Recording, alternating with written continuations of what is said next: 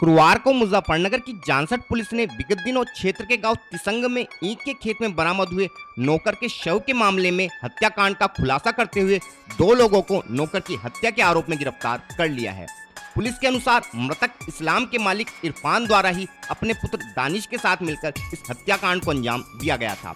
Police ने दोनों अभियुक्तों को गिरफ्तार करने के अलावा हत्याकांड में प्रयुक्त छुरी व अपराधियों के खून से सने कपड़े भी अभियुक्तों की निशानदेही पर बरामद कर लिए हैं।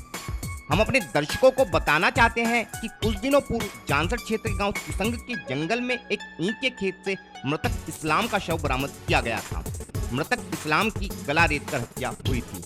मृतक इस्लाम क्षेत्र के ही पशु ठेकेदार इरफान के यहाँ पिछले लगभग 17-18 वर्षों से नौकर के रूप में कार्य कर रहा था। ईंट के खेत से नौकर का शव बरामद होने से क्षेत्र में सनसनी फैल गई थी तथा सीओ जानसठ ने पुलिस बल व डॉग स्क्वाड के साथ मौके पर पहुंचकर घटनास्थल का मुआयना करते हुए साक्ष्यों को इकट्ठा किया था। पुलिस टीम द्वारा जब इस मामले की गहनता से जांच करते हुए मौके पर मिले शराब की बोतल आदि का निरीक्षण किया गया तो बोतल के बारकोड से पता लगा कि यह बोतल क्षेत्र में पंचवटी के निकट स्थित शराब के ठेके से खरीदी गई है।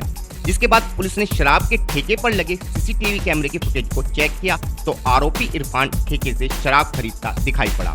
पुलिस द्वारा अन्य बिंदुओं के आधार पर की गई जांच में भी इरफान व उसका बेटा दानिश संदिग्ध दिखाई पड़े। जिसके बाद पुलिस ने दोनों आरोपियों को एक सूचना के आधार पर मंतोड़ी बस अड्डे के निकट घटानी रोड पर बने यात्री शेड से गिरफ्तार कर लिया। पुलिस द्वारा दोनों से की गई पूछताछ के बाद जो कहानी सामने आई उसने सभी क्षेत्रवासियों के होश उड़ा दिए। जिसके अनुसार कुछ दिनों पूर्व इरफान द्वारा मृतक इस्लाम को गलत काम करते हुए देख लिया गया था। जिसके बाद इरफान ने इस्लाम का काम तमाम करने की ठान ली थी। इसी काम को अंजाम देने हेतु इरफान द्वारा अपने पुत्र दानिश को भी घटना में सहयोगी बना लिया गया तथा दिनांक 28 अगस्त को दोनों आरोपियों ने इस्लाम को क्षेत्र के ही फकरू के खेत में बुलाकर शराब पिलाई तथा इस्लाम के नशे में हो जाने के बाद दोनों आरोपियों द्वारा इस्लाम का गला रेतकर उसका काम तमाम कर दिया गया तथा शव को खेत में ही छोड़कर दोनों आरोपी मौके से फरार हो गए। पुलिस द्वारा दोनों अभियुक्तों को 1 सितंबर को गिरफ्तार कर लिया गया था।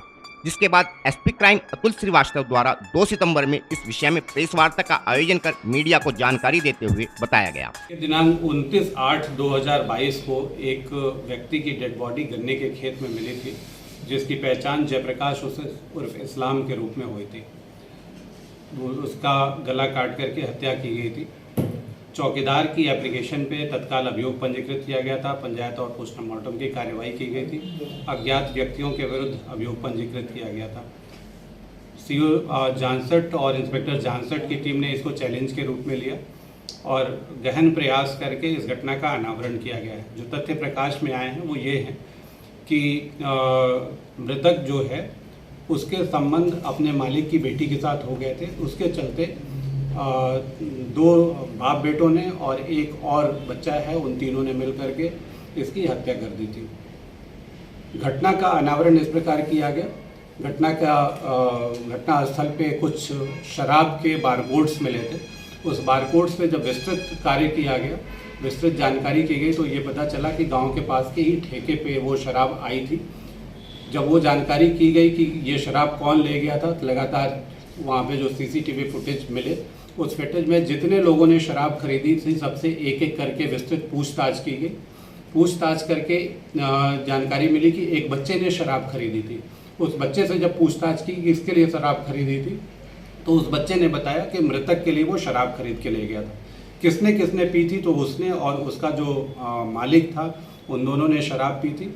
इस आधार पर विस्तृत प्रयास करते हुए आज घटना का अनावरण किया गया है। तीनों अभियुक्तों की गिरफ्तारी कर ली गई है और उनकी निशानदेही पर जो घटना में प्रयुक्त धारदार हथियार है उसकी भी बरामदगी कर ली गई है। विस्तृत विवेचना की जा रही है। दोषी गिरफ्तार कर लिए गए, आवश्यक कार्रवाई की जा रही है। सर, मारने का कारण क्या था? जैसा कि मैंने पहले बताया, जो इरफान नाम का अभियुक्त है उसकी बेटी के साथ मृतक के संबंध थे। इसी कारण से ये हत्या की घटना घटी है।